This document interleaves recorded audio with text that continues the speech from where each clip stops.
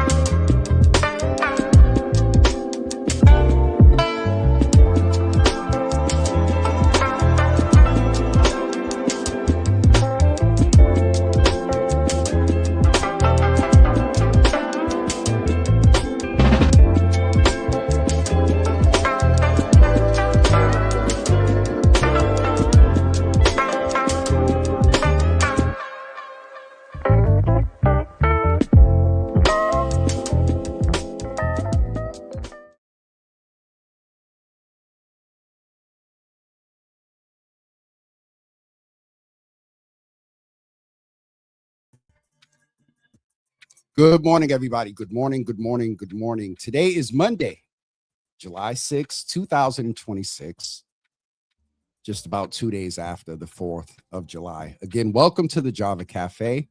Thank you all for being here this morning. I took a look at some numbers over this weekend.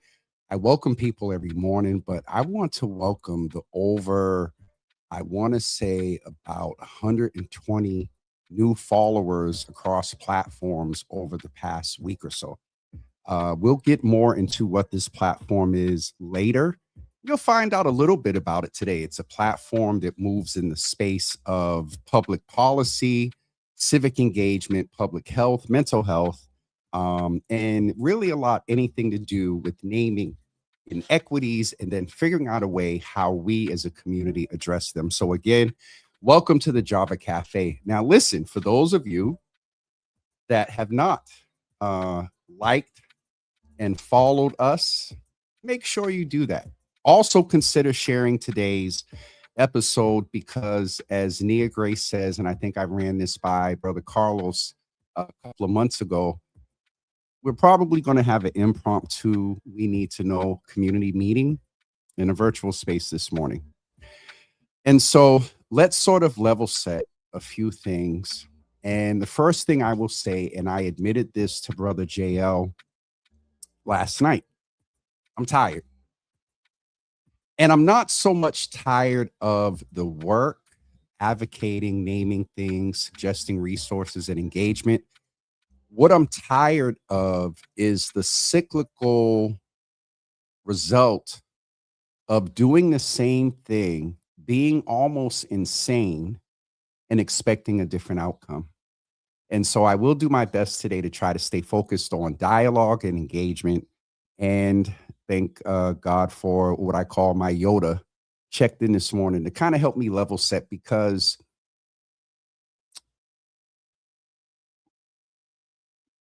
we are dealing with a lot.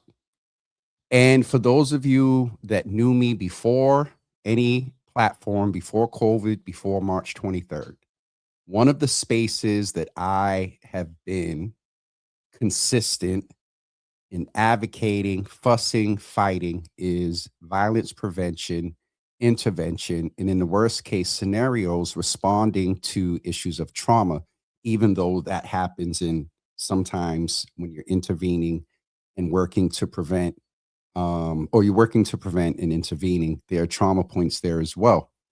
I realized some years ago that when I am triggered by trauma, my response is twofold. It's either or.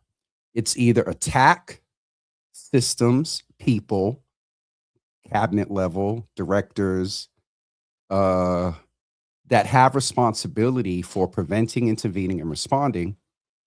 Or the other thing that I have really been intentional about the past few years is leaning more into service. I either attack, and usually even in the attack, it's always going to be service. What I have tried to do lately is attack the service. All right, Jimmy, what are you talking about? For those of you that are listening from Puerto Rico, New York, Nigeria, yeah, I looked at the numbers this weekend. We're in a city that is at present, by data and numbers, is at one of its more safest times than we've experienced. I reference to being in this space for a couple of decades now.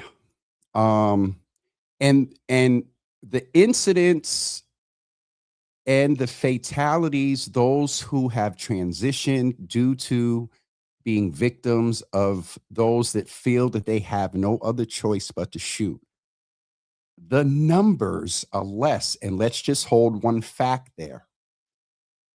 The reason there are less of those victims that aren't fatal is not necessarily from just programming, just self-accountability. We have to name that medical technology has now helped, where 10, 15 years ago, someone being shot in a particular, or someone being a victim of a shooting, I just like to say it that way, it's a little better, may not have made it. Medical technology is advanced. So let me get to my point here. This weekend was interesting in Boston, and it's not new. Where my frustration and where I'm triggered is nothing about this weekend outside of the fact of some engagement I saw with law enforcement is necessarily new. There, from my understanding and latest that I saw, 13 people were shot and 2 men were taken away from us. There was also the incident in front of Dorchester Court. There was also the incident on Franklin Field with law enforcement. There was also the incident a couple of weeks ago, or a week or so ago, about someone getting away because the community was engaging with law enforcement. Few things here. My question is, and I'm going to open this up for a lot of feedback. I see so far there are 51 comments in there. I'm trying to stay focused, so I'm not in the comments yet. As much as we rely on data from law enforcement, there at one point in this city was the ability and engagement, with all due respect, of an ancestor now, Brother Leroy Bum Peoples. And even with his information, and when it was adopted and they executed his ideas, yes, there was still some incidents. My point there is, with the data from law enforcement, and I'm not sure if we still have the on-the-ground data that brings the ability to predict right, wrong, indifferent, whether you agreed, liked, or whatever. Leroy Bum Peoples was an asset to our community in many, many ways. And one of them was his ability to engage, predict, and attempt to get law enforcement in the city to be proactive in situations, getting back to my point like this weekend. If that data was here for this year, Do you all think it would have been a good idea to post up blue and whites in certain neighborhoods? Leading up until the 4th, what was the chatter? What's its face? The brick monitor social media. That's one thing. Do you think there would have been an impact of posting up blue and whites in certain neighborhoods based on data? The other thing that Bum and others have done on weekends like this is there was intentionality to get certain brothers out of the community. Is that happening? And do you all think that has an impact? The other thing is,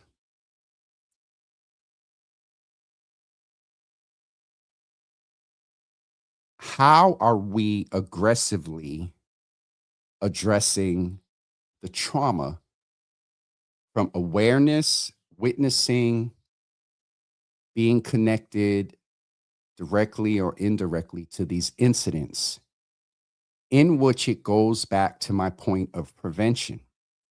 A couple of years ago, through a conversation with Dr. Rufus Falk, who was in the position of the community safety director and senior advisor to the mayor, we had a conversation about tiers of proximity to violence. There is the first tier.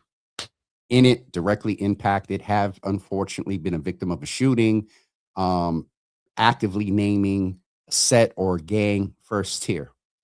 Then there's the second tier that is leaning into the activity, but not all the way in, hasn't been arrested for possession of a firearm, has not been a victim of a shooting, but is close to those that are. Then there's the third tier, what we call the fence kids or the fence young people. We're going to have to talk about another fact that it's not just young people participating in these behaviors. The third tier was that one that's focused, that the hood looks out for, that the hood has a perspective when they try to come out on the block. Nah, bruh, you're about to be our star. You're playing b-ball. You're about to be the next scientist, the doctor. Yeah, you go ahead. We got you, but you're not going to be outside. You can be, as Joey says about me, you can be outside, but you're going to be on the sidewalk and not in the streets. My point about the prevention and intervention for those that have been impacted are who is preventing that third tier from being associated to a first or second tier that puts them in a position of, I got to get something, and those are my peoples. I need to get a little more active. A scenario where a young person was not embraced in being active on the streets during times of emotion, and that person pushing back on whoever's in charge, they might be a little more open to let them put in some work. Where is the intel? And how are we being proactive about engaging with them? My still understanding is the only thing that I am aware of that is concrete in prevention and intervention, particularly with those that have been victims of shooting or arrested for having a firearm, is the SSYI. The old brother Mark, can't remember his last name, Scott, came on a couple of years ago and gave the data we've been looking for and things like that. You all tell me, I'm not in direct service as much anymore. I am not as engaged as I used to be in certain spaces. And so is that data there? And is there any other that you all are aware of that is funded by the city to prevent and intervene? SSYI is really more intervention. Prevention, we get into BCYF and schools and all that other stuff, which leads me to another point. And this has been a large debate on social media. It always is, but it's been around this, particularly in reference to what happened with the budget and budget cuts and programs and things like that at both the municipal and state level. Where is the balance of what law enforcement, municipal entities that have funding through our tax dollars, through federal and state formulary grants based on, numbers? I mean, if right now we have some of the safest numbers, does that formula change? And is that a negative impact on getting resources? I just thought about that. The municipality, the state, the county, especially the DA, and they have their responsibilities. But with all that what I talked about, with all that went on this weekend, and I'll get into it for a second, and with the Hoodworks and that incident in front of Dorchester Court, I ask a question. Where is our individual responsibility? I understand the impact of systems, history, structure, poverty, slavery, the crack epidemic, these being the grandkids of the teenage pregnancy epidemic. I understand, am aware, worked in it, did direct service, had some of y'all's kids, had some of y'all.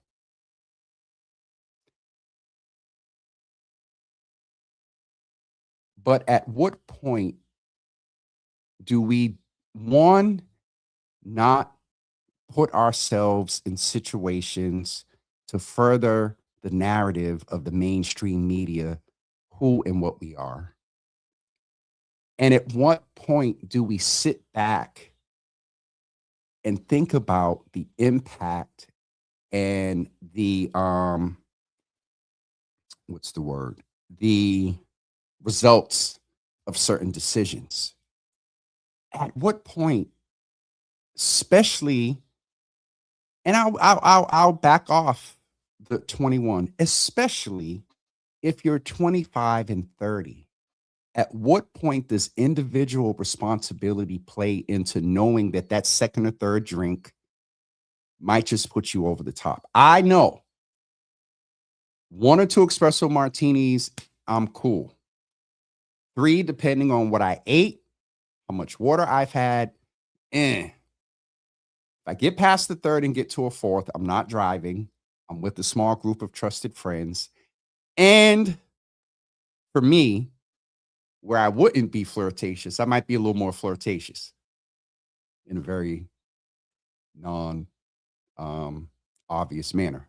So if you pick it up, you wanted to pick it up. Anyway, I know that. So there's a few things that I want to talk about, particularly in reference to this weekend, is the Hoodworks and our decision making.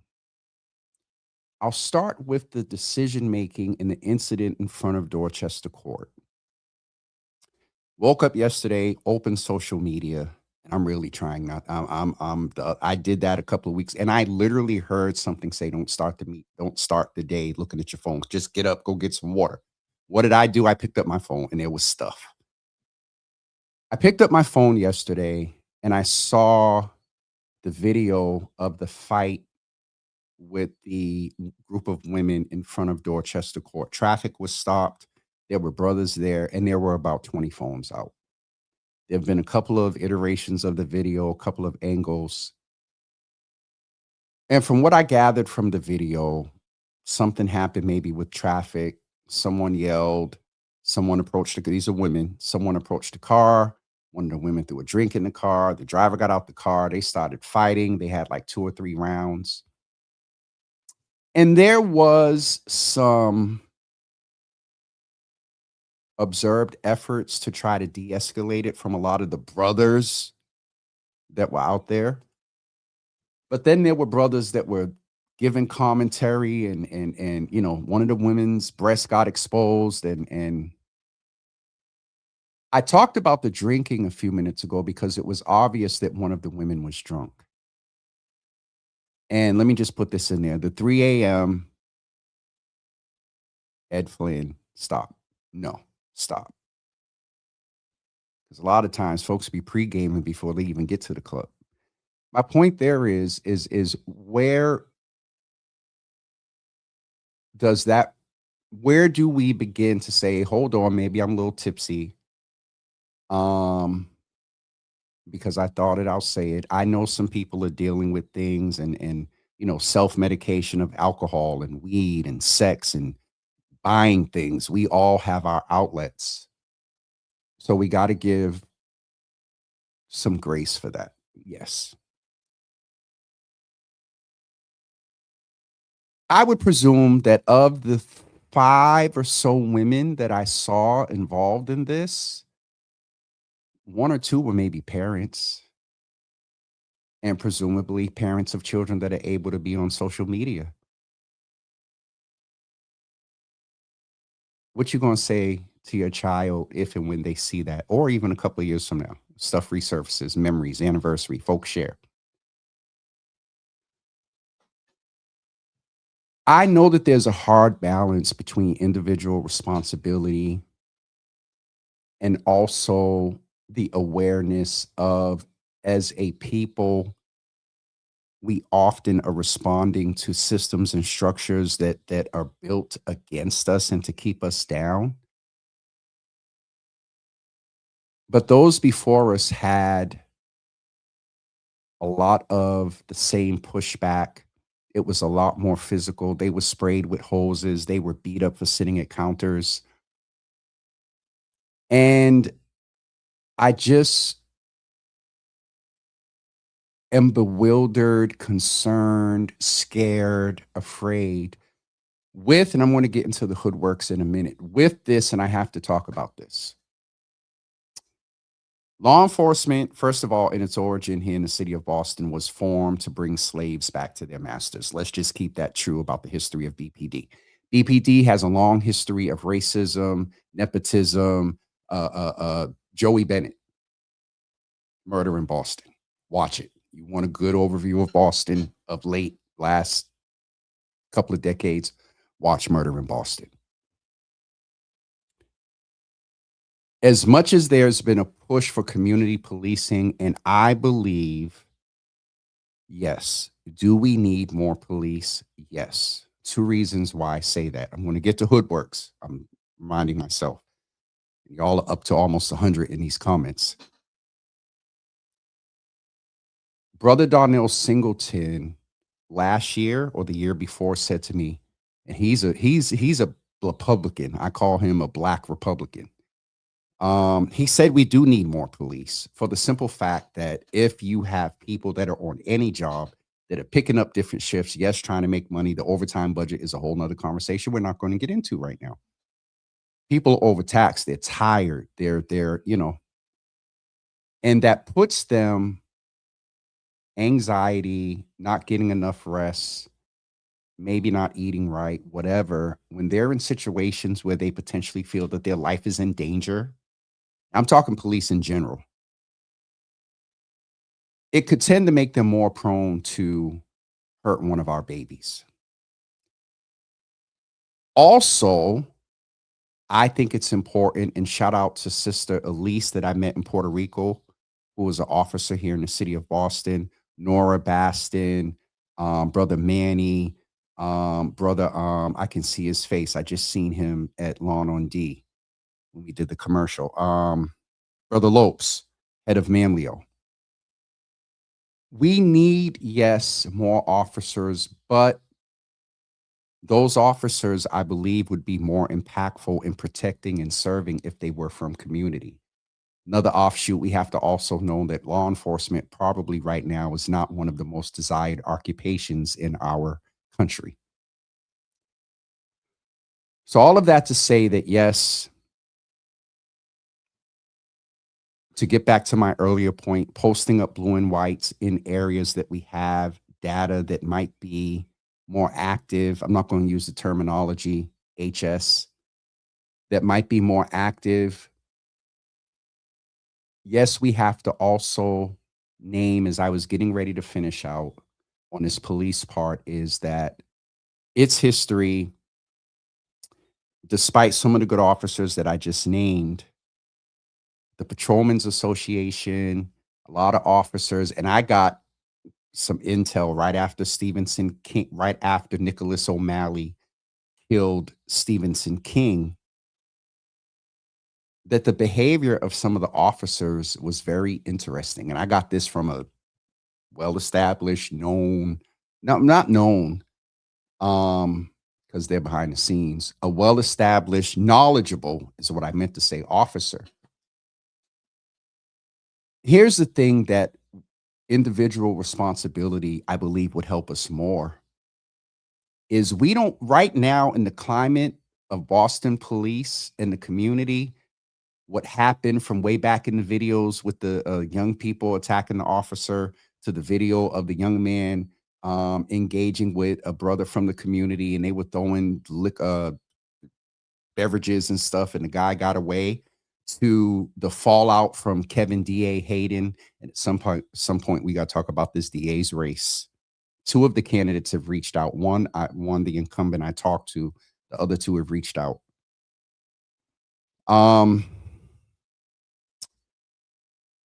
The DA prosecuting Nicholas O'Malley for the murder of Stevenson King,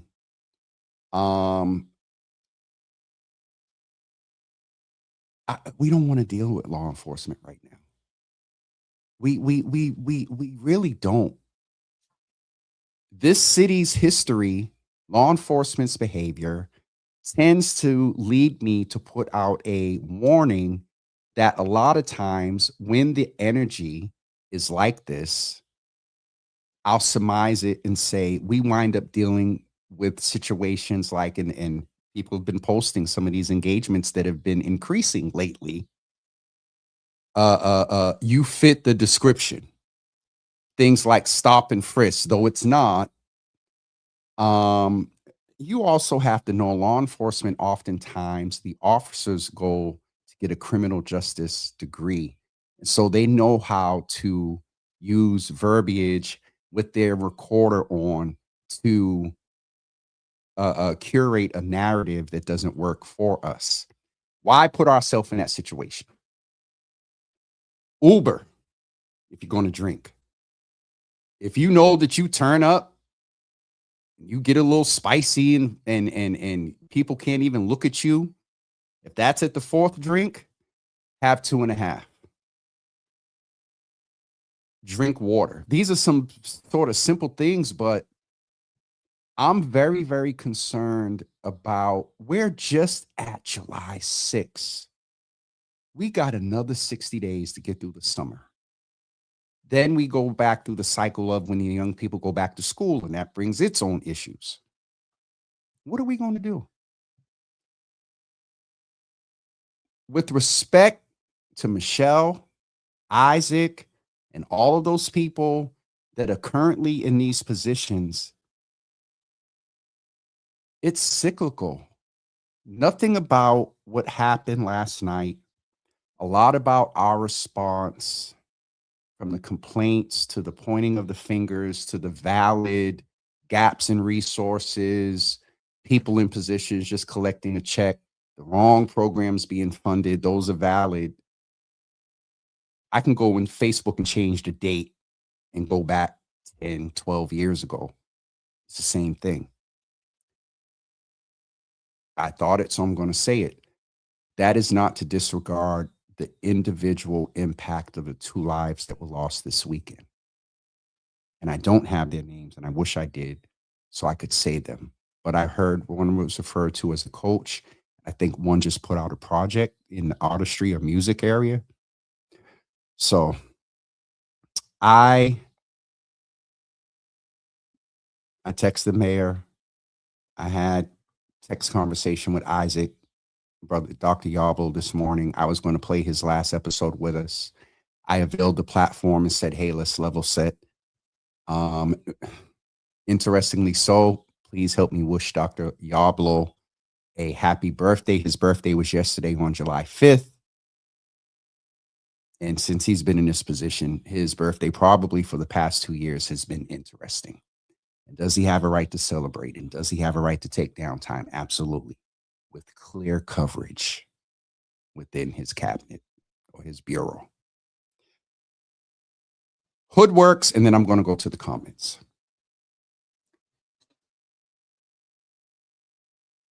And I have to give myself some flowers because on a couple of fronts, I have not expressed some sentiments that I really could. And one of them was in reference to the Hoodworks. I really thought that we were good. I think it was like the second, or it wasn't that it was the second. I'm like, yo, and you all that know me for the past few years, after 2020 and what happened, I promised myself I would never be in Boston again on July 4th. 21, 22, 23, 24. Last year, finances were interesting. This year, I was like, maybe I'll make investment on about a quarter of the money that I would spend to travel on plants or something that is going to be sustainable in my self-care here. As much as beaches and balconies do it for me. On the 3rd, it started. And I think when I moved over here, my property owner said that, because I listen, Hoodworks in the 4th, it's an issue for me. I asked him, this is in December, what's the 4th like around here? He said, well, they used to battle. I'm on this street, one street over and the street behind me. He lied because they battled.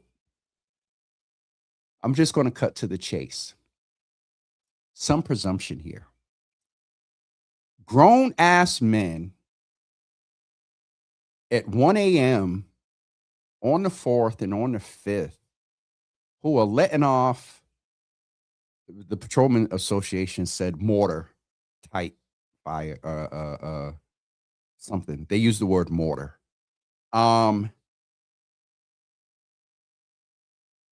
You're not entertaining your children with the blue and yellow and red. Poof-wee. You are making a conscious decision to, for some, trigger, traumatize. Yes, animals. There's no consideration for people that have your neighbors, first of all, within 2 houses, 3, 4. I almost cussed. I'm behind a couple of where they were. And God forbid if I live next door. In 2020, that's what it was. So my point about Hoodworks is, what are you doing? What lack of consideration for your neighbors, and at 1, 2 o'clock in the morning, as presumably a grown man. What? I get it in 2020. They said that people were popping off and they letting out frustration and all that. But so that's my Mental Health Monday commentary. And I will be honest, I was going to cancel today because I didn't know if I would be able to get on here and not fuss and cuss about a few things. We're going to go to the comments. I'll start off with Instagram because presumably there's less over there. Okay. Ari, good morning. Brother Lawrence, good morning. Brother Shaquan, good morning. Harry, Arthur, good morning to you. Kenneth, good morning. Taylene, good morning. Lasagna, good morning. Tasha, good morning. And Charlie's Gift, good morning to you over on Instagram. I'm going to go look at Facebook real quick. 112. It's not that bad. Okay. It's not that bad. Good morning, Dina. Good morning, Mama Java. Good morning, Jenny. Good morning, my brother Antoine. You know a lot about this space, brother. Milagro, good morning to you. Good to see you in the room. Also, good morning to Sister Debbie. Blue, good morning. Good to see you in the room this morning. Who else is in here? Brother Carlton, who knows a lot about this space. Good morning to you, Him Incorporated. Dina, thank you so much. She is sending condolences to the 2 families and praying for the other 11. What's up, Sniz? Good to see you in the room, brother. Hopefully that connection was made. Pastor Sharon Cornelius, good morning to you. Good to see you in the room. Nephew, good morning to you. Good to see you in the room this morning. Latoya, good morning to you. Good to see you in the room. I thought I just saw your name. Also, Jessica, Lovejoy, Elliott. First of all, I needed this downtime moment. Sister Jessica, you about to go viral in the world. Let me pause here for a minute because the comments aren't as, when I say bad, I thought there was going to be a lot of commentary in here. This woman right here, let me tell you about Jessica Lovejoy Elliott. Jessica Lovejoy Elliott is the wife of, I presume, I don't know his first name, Brother Elliott at New Zion Temple in Indy, Hamden, and Philly, in the virtual church, of which I consider myself to be a part. Every Sunday morning at 8:30 a.m. and 12:30 p.m. our time, I watch Bishop Brandon Jacobs. This woman's husband is one of the worship leaders at New Zion Temple. And yesterday, that man got to a drive while they were shouting. He was singing something. I mean, this brother was going in, ad-libbing, singing. There's a video about this on social media, but even in real time, I said to myself, either that's his sister or his wife. The brother was singing. And when I tell you that I gotta go to YouTube and steal the video and post it so I can show y'all.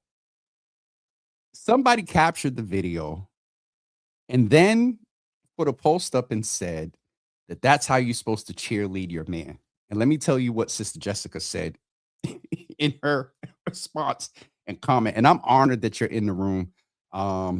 Before you hit big celebrity status.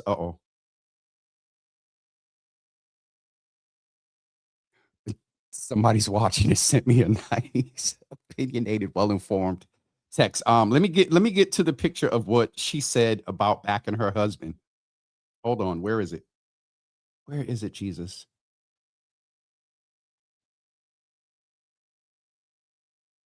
Where is it? I think I posted it. So let me find it. Oh, I got to tell you about tomorrow's guest, Lord. Nope. So, point of view, I love to see. So, I don't know if y'all are going to be able to see the picture well, but hold on. So, that is Jessica's husband holding the mic. And that is Jessica. When I tell you that she backed this man up, but here's what she said. So the post said, I'd love to see it. Push your husband in everything he does. Be the biggest cheerleader. Jessica said, listen here, sister. I'm not sure what these other girlies are up to nowadays, but ain't no rock, ain't no bird, and ain't no broad gonna cry out for me. I was done. I don't know if it entertained you as much, but Jessica Lovely Elliott, first of all, welcome to the Java Cafe, all the way from Indiana. To tell your husband that he is a beast and has blessed me many times on Sunday morning. So we needed that break right there. But again, you all welcome her to the Java Cafe.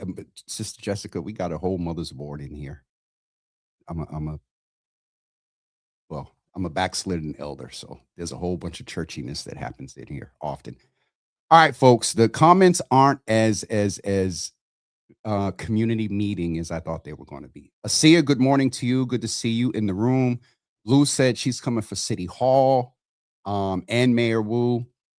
And I will say, and one part of me does not care.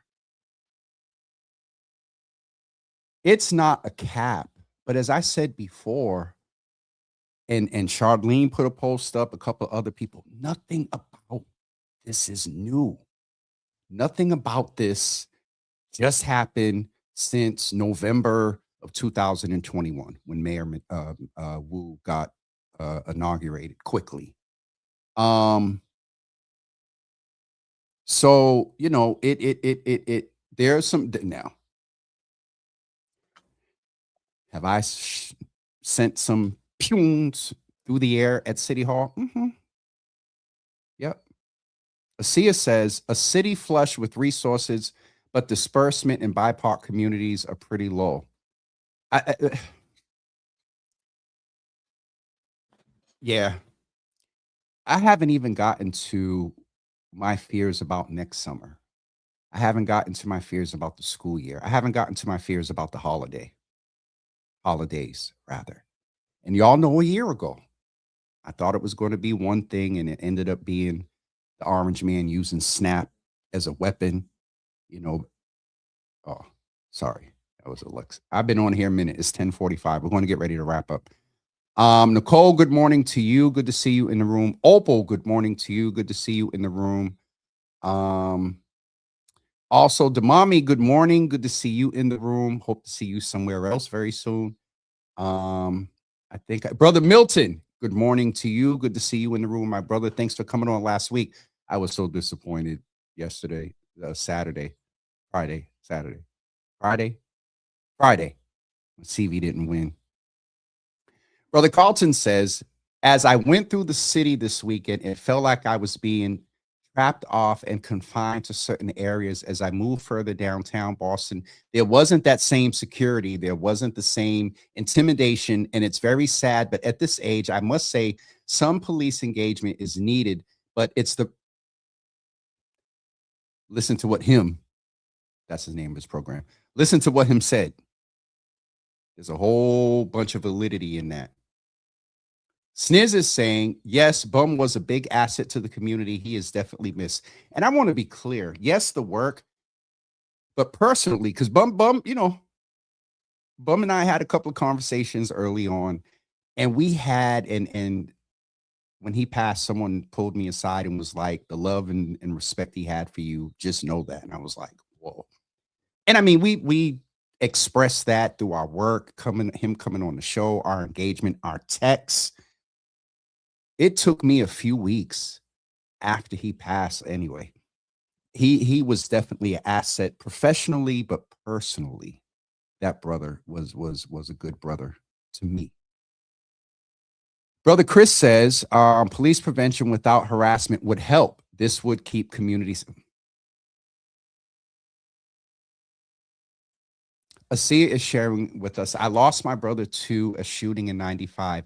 My family is still grieving. And ASEA, while you may have mentioned this before, I just had never acknowledged it here. And so we send just support and love and thoughts you and Brother Raymond's and the kids' way. Thank you for being transparent about it. And we definitely, and I have to name, and I should have did it earlier, that some of today's conversation could be triggering for some folks. And as much as I tell y'all to come on and share and all that, log off if you need to. All right. ASEA, we love you and appreciate you. Miss Teresa, good morning, sister. Good to see you in the room. She got the whole crew in here saying good morning to them. Absolutely, Cliff, saying a prayer for the families that are impacted in our community. Nephew says our elders dealt with way worse or similar things, but they carried themselves with dignity and respect for the Black community. You're right. These aren't even kids acting a fool. It's fully developed adults.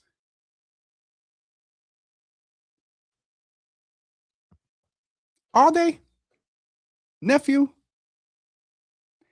Self-accountability and regulation needs to be a thing. Everything isn't the government's fault. And it's a hard thing.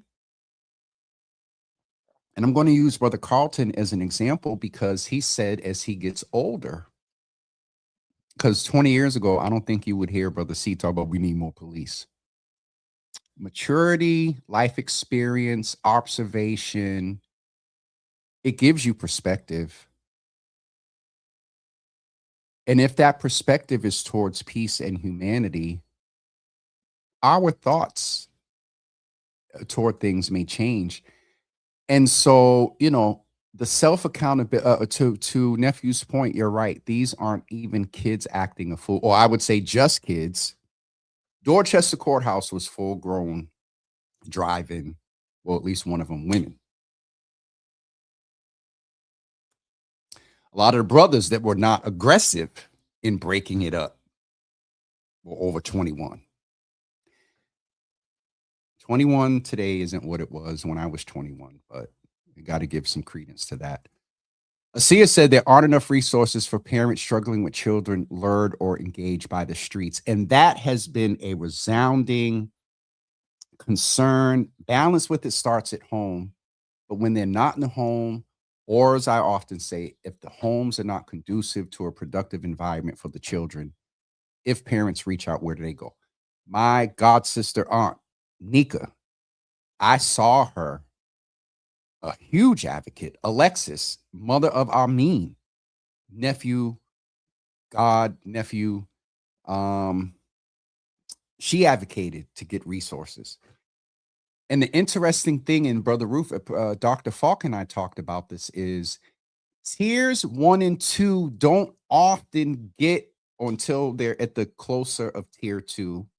If you don't know what I'm talking about, go back and watch when I talked about the tiers of proximity to violence.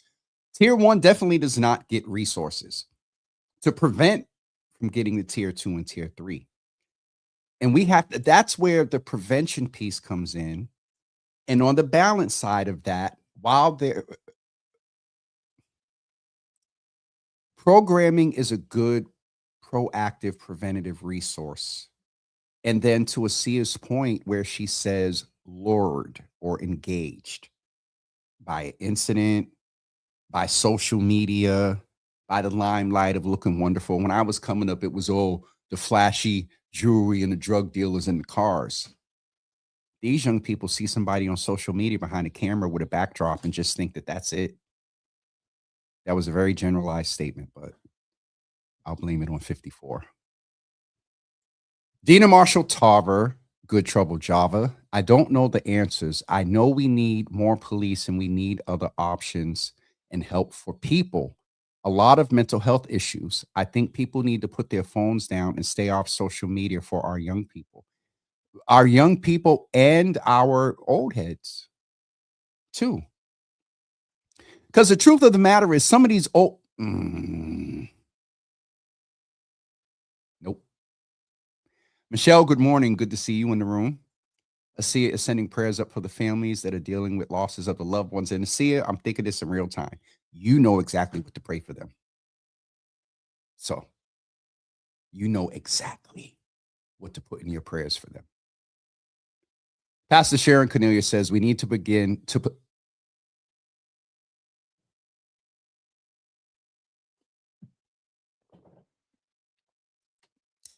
This comment is so loaded. Ourselves, and I was going to say this earlier, you know that your girl and your boy can't go past 2-3 shots. They went outside, they smoked. You know they pregame before they went out. What's your role in allowing the... I'm doing well today. Give my own self some damn flowers. Pastor, the clear folks love when they see, and I didn't even get into the video sharing. I say at least once, twice a month. Media literacy, the negative people, multiple fights, brawl, and gunshots. Brother Carlton, who's dropping a lot of knowledge today, is also sharing that surviving and you live in a different Jimmy. Surviving and you live in a different Jimmy in a different life. Data doesn't determine how you feel, what you eat, how you take care of your family, and then you put on that you told you can't go nowhere, so you can find a certain area. Health, mental health, liquor, the government giving guns to people who don't know the responsibility to really have a gun. Put all these things together. It's like a melting pot for young Black people, young brown people. So what are we supposed to do with no opportunities, no activities? Real. My thing is, generally, I've been trying to move away from words like should, not, nothing, because there are some opportunities and there are some, to your point, you said opportunities and activities. There are some. Now, it's up to us to seek out and take advantage of the opportunities And it's with the activities, it's up to us, I guess, as a community to create them along with the proper tax driven government allocated for that funding. But then also, and like you and Joey and brother Jamal do, hustling for their programs to keep it alive. Rita, good morning to you. Good to see you in the room. Blue, I ain't messing with you. Blue said a very popular song from when I was a teenager. Uh-oh. Blue's on one. Ooh. Kira, good morning. How can you talk about the history of policing and finish with the sentence, we need more officers? Like I did. And what I meant by that was the history. We always got to keep that in mind. And that's, you missed my other point. Those more officers need to come from our community. And also oh God, that there are some good officers out there. Some of them aren't from our community. We do. Let me reiterate my point. The force is low. There are people like Ed Flynn and the Patrolmen's Association that are pushing that narrative. Yes, different intent. To Darnell's point that he said a few years ago to me, those that aren't from our community, seizing the overtime opportunity, making more money, blah, blah, still get taxed. From a human standpoint, their occupation is very stressful. It comes with anxiety. It comes with depression. It comes with a lot. I'm always going to talk about humanity here. That was its origin to what you named Kira. But at the same time, imagine if we had more officers from our community that could better engage. That thing in Franklin Hill, the video that I saw, yo, folks were deep out and up there. Imagine about 6 or 7 officers that have been out in community, that's from that community, that know the influencers. Things would have went very differently. So thanks for allowing me to clarify that. Milton, interview Rachel Rollins. There's been an ask out.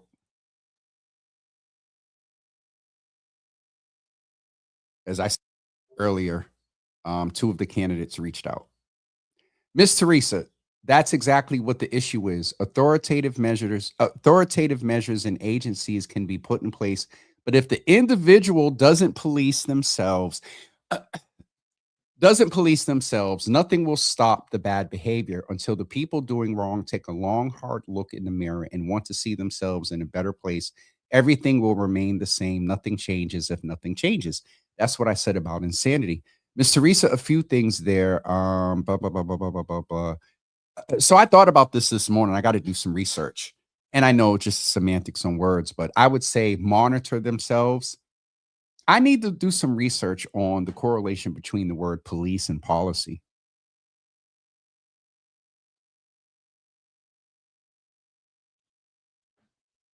I'm just going to leave that right there. Rev, good morning, Sister Rev. Good to see you in the room. The mommy said that need more positive mentors to walk side by side. Representation of older neighborhood men, representation like Domingos DeRosa and others. Speaking of that, brother Stephen Wilson gathered some brothers together, I believe, on Zoom yesterday. And they are, where is it?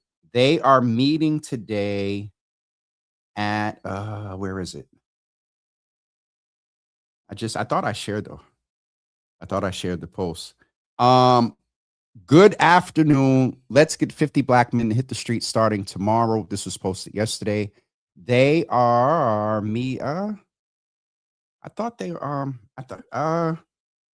does anybody know where they're meeting? I can't let me go to his page. I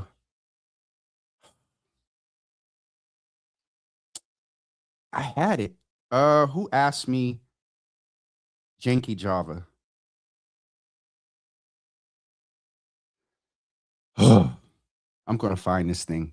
I'm just gonna put my phone down now before I get frustrated. There are a group of brothers coming together today to walk. My thing there is there have been a group of brothers as well. The 10,000 Fearless. I want to also just name that our Minister Farrakhan's wife, forgive me for not saying her name, but I know that that is impacting Brother Randy Muhammad.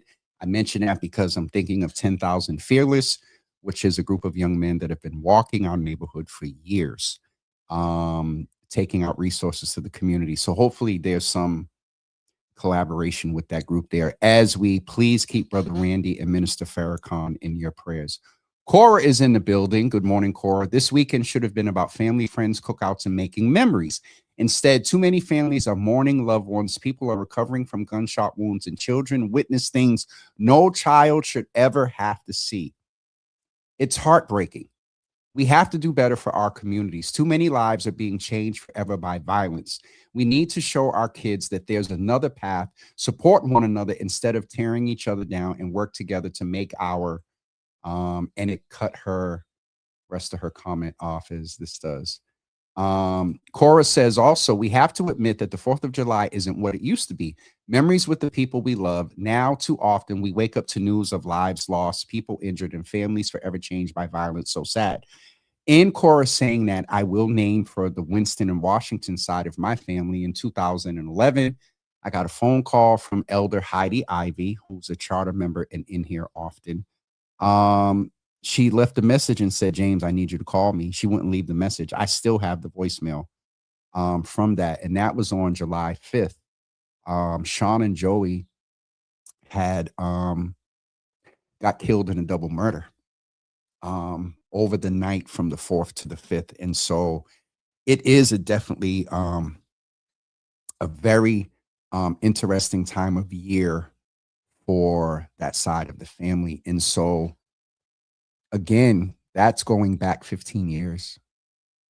There's nothing new about this weekend. So what proactively can, through and with community influence, law enforcement and we as others do to prevent families having to experience the same thing. So Cora, thank you for naming that. Robin Howell, good morning to you. Good to see you in the room this morning. Pastor Carl Jefferson from Rhode Island is in the room. I hear that now that can preach. Shout to Sister Jessica.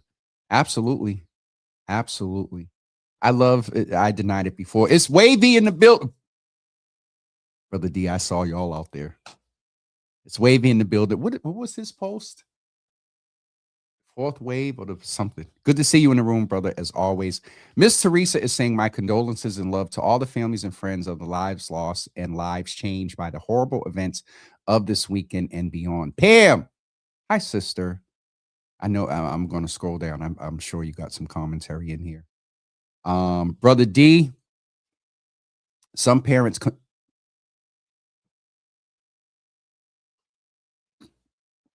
When y'all see me not finish a comment and grab my cup, they done said something. Some parents condone that shit. Excuse me, Ma. Some parents condone that until they get hurt or killed, and that's when they want to cry for help. And it is some, and thank you. He didn't say parents. He said some. And the sad part about this is he is right. I said years ago, before there was even a Java, some of these parents enjoyed the fact that little Johnny from what he's doing is paying your rent. And you able to get your Louis Vuitton bag and red bottoms. Sorry. Somebody said Roopsie's in the room. Counselor, good morning. Good to see you in the room. My sister Talia she knows this space very well. Very well. One of the few women that went out and rode with the brothers last week, Brother Joey Bennett, and the Switching Lanes bike ride with the Exoneree Network and the Life After Prison Project in Yardtime. Pam, good morning again. Good morning to you. Jenny, good morning. Your interview last week was so real. It was so on point. Everything you were saying was the truth. I hope James W. Hills has you back on. This is probably a comment that, again, They don't stack here. I just see them playing. Jenny's probably talking to our good brother Milton, who had some very good words for us last week. Thank you so much, Pastor Jefferson. Queen Mother Khadijah Farrakhan is who I was naming of our minister Farrakhan. His wife passed. Dina, thank you. Brother Steve Wilson and them are meeting at Frugal Bookstore. Dina's telling her age. In Nubian Square / Dudley. They're meeting today at 3 p.m. and I believe that they will walk. So yes, that's where the brothers are meeting today. I'll try to reach out to Brother Stephen and just see if he's aware of what Brandy's doing. Brother Randy is doing with 10,000 Fearless. Dina, thank you so much, because I could not find it on here for nothing. So I'll look it up. Or I'll look him up and just ask. No new ticker. Shout out to the Real Boston Media in the building. I had Nick Collins on last week, and he was like way down here. And so I had to switch the ticker. So thank you, the Real Boston Media, that in so many ways informs this platform. We are back to a different ticker. Is that better? Miss Teresa. Oh, God, she's in all caps. Policies or rules and guidelines put into place to create and maintain order, and police are supposed to enforce those policies. These individuals know the policies, rules, and guidelines, and it's their job to police and enforce them through changing their. Miss Teresa, I thought you went and cut from dictionary.com or something. This is a thesis statement from Dr. Teresa T. Santana about the correlation between policies and police. But no, I really want to look at that. Brother D, of course. I think you're talking about Brother D. Brother D said, you already know we cleaned up the I didn't say what it was. All I did was I say, but it doesn't surprise me. And you were like, not between two houses. But that doesn't surprise me that you took care of that. Pastor Jefferson, as a community, I think we need everyone from families to community leaders to stress to our communities to practice no violence towards each other and promote safe and love for the youth. Parents need also to be called into accountability if they don't know what's happening and where their kids are. Pastor, you're going to get me in a whole different conversation here. Oh, Pam, I shared it. I think I did. I shared your post from last night, and I miss you too. And trust me, I was going to wait till the end of the show, but though I didn't leave Saturday, family, friends, all my business associates have been informed, and nothing is time sensitive, so I'm good. Family, friends, this is my biggest D&D period. When I tell y'all I'm on staycation, D&D, if I'm not stopping death or sickness, yeah. It was supposed to start Saturday, but Pam, I said all that to say, I'll reach out so we can maybe go break bread and check in. There was brother that posted a video of a little party in Dorchester that made a positive message about violence in the city. So can you share the link? Real Boston Media, please. Either text it to me or we need that. We need that.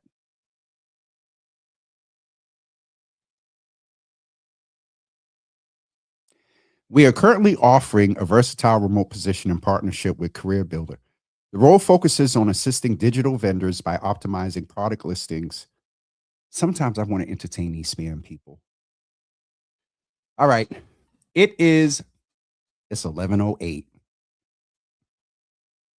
So tomorrow for your Healthy Java, we have a guest coming on that's going to kind of also move in the space of what I'm calling kind of transformative Tuesday. I'm still pending this. I think you all said do Tuesday, Wednesday, and Thursday for the show for the summer. So I'm still deciding that, but I wanted to share with you all that tomorrow morning at 10 a.m., we have Brother Chauncey Palmer, who is a pro athlete and bodybuilder, and he will be in the Java Cafe tomorrow morning at 10 a.m. And we're going to talk about his journey, and we're going to talk about how a lot of the things that we talked about today without knowing all of his journey yet, how he sustained himself through different situations. And so please plan to be with us tomorrow morning at 10 a.m. as we talk with Chauncey Palmer about his journey. I think that is it for me, everyone. And the Real Boston Media said, not sure if you want to post it, link it. They'll be, okay. Yeah, well, no, we won't post that one. Pam said that we need a revision. We need a revised version of. See?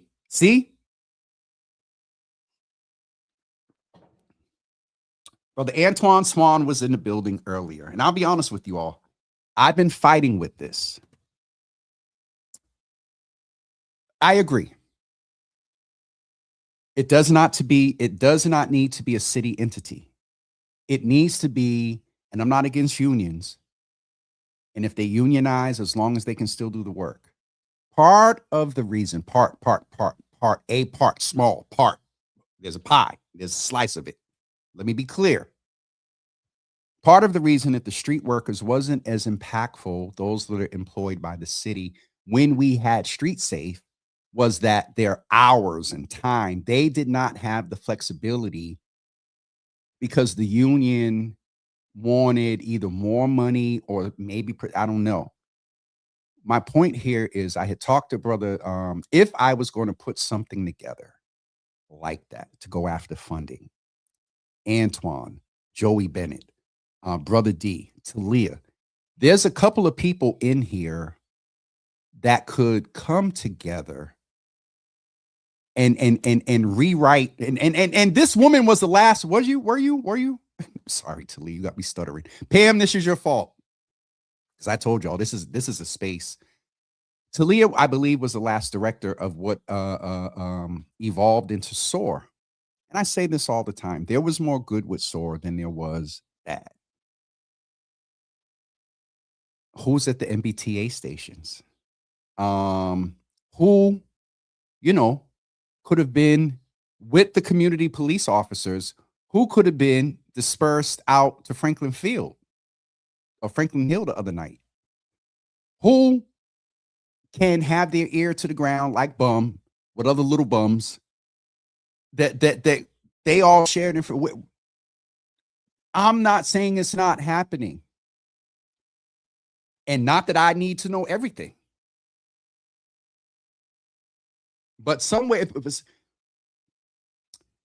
either through inside, not as much as of late, either through inside or community. I would have heard if there was some iteration of something that was as impactful as street workers were. So, Pam, I agree. And I've just held off on that, forming an entity, forming a nonprofit, and going after funding and what my direct service days, and I wouldn't do direct service. First of all, my impact at direct service stops at a certain level. What did Joey said, I was outside, but my direct service stops on the sidewalk. Once it hits the streets, Joey and Talia and other folks, Darnell, that's their gifting. I'm there to do the paperwork and make the phone calls after. But we do, Pam. We do. And I don't know if that is SSYI. I don't know. There was an ambassadors program. I've asked Dr. Yarblough about that. We did minimally text today, this morning. Uh-oh.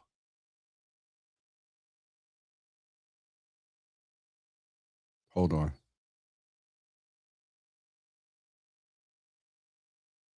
This is what it's supposed to look like. Hi, we just had back with another one. You already know. Nope.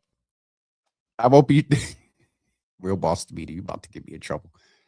This will be the last comment for today. These adults need to take a real look in the mirror and get the help they need so they can help their kids. That it is. And the thing that is so, there are two things that are working against this generation based on the population that I served when I did direct service.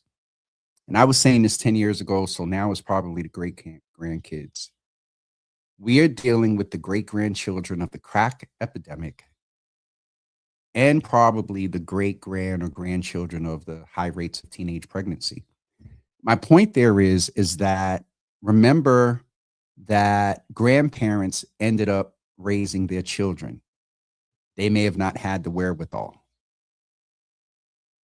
Hard thing to say, but some of our young people, due to the crack epidemic, have some behavioral health, unique learning abilities for a population. That's an impact. Then we had teens, children raising children, who maybe some of them teens rather, were impacted. It's not a far-fetched observation when considering, just sadly, other external elements that make it harder for us to make neighborly, positive decisions. And that last part there helped me. So whoever said that, Dina, thank you. I think that's a good way to frame the understanding of systemic structures in lifing that do make it harder to make, quote unquote, the right decision. That's another word, whoever it was that I said earlier. I try not to say the right. I try not to say should, nothing, because most of the time that is not absolute truth. It's something, may not be what we want. So I appreciate you all being in the building today. Oh, Miss Teresa, these next, I'm gonna be honest with y'all.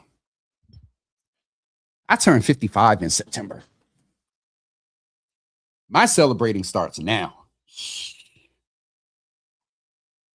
So do not, if y'all don't hear, I'm good.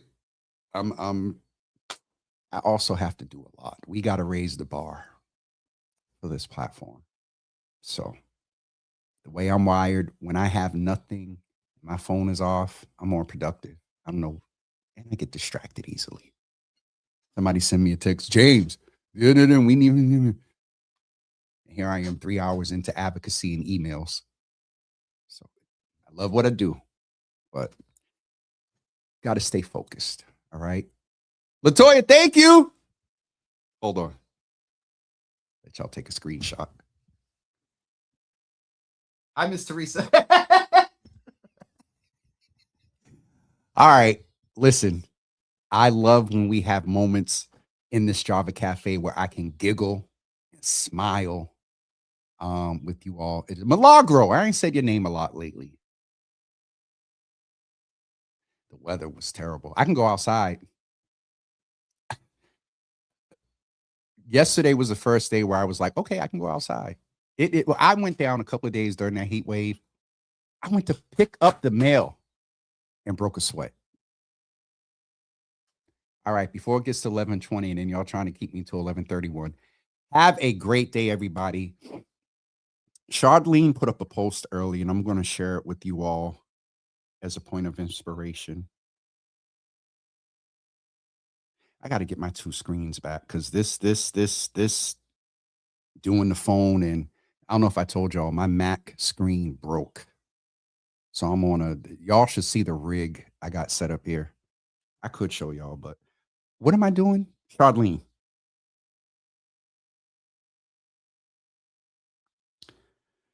What she said this morning was,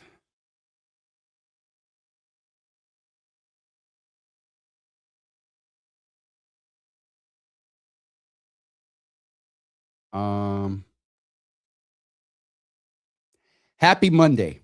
Remember, we can all do a little better. You don't need to set out to the change the world on a massive scale. Check on your neighbors, lift someone up in prayer. If you're able, donate to organizations that are doing some impactful work in our communities. We need to be able to have some sort of give back. Bernard Bragg taught me this. The best time for you to give is when you're in the greatest need. And a lot of us need a lot right now. But I would venture to say that in times where I have needed and gave, I got back. So that's it for me. Cheryl, I know sometimes she says she doesn't make it. You're making it today, but toward the end.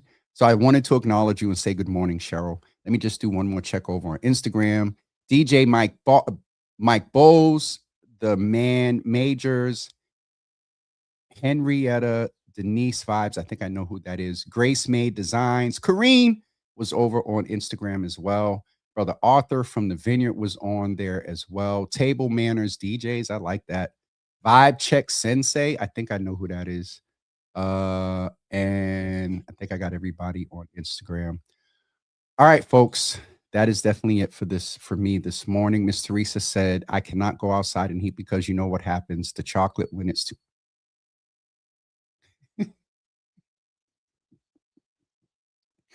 Miss Teresa said, I can't go outside in the heat because you know what happens to chocolate when it's too hot. And the same for rain because what happens to sugar when it gets wet.